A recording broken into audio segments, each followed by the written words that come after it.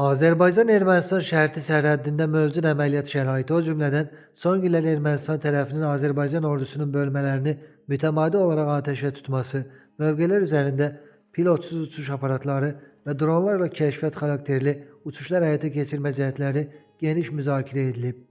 Doğru Xəbər Azərbaycan bildirir ki, bu barədə Müdafiə naziri general-polkovnik Zakir Həsənovun rəhbərliyi altında aprelin 5-də nazir müavinləri, qoşun növləri komandanları, baş idarə və xidmət rəisləri, hərbi birlik və birləşmə komandirləri, eləcə də Milli Müdafiə Universitetinin və tabeliyindəki xüsusi təyinatlı təhsil müəssisələrinin rəhbərlərinin iştirakı ilə video bağlantı formatında keçirilən xidməti müşavirədə qeyd olunub.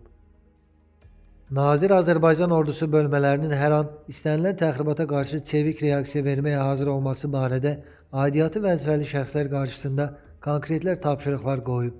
Döyüş növbətçiliyinin təşkili zamanı ayıq sayıqlığın artırılmasının vacibliyini vurğulayıb.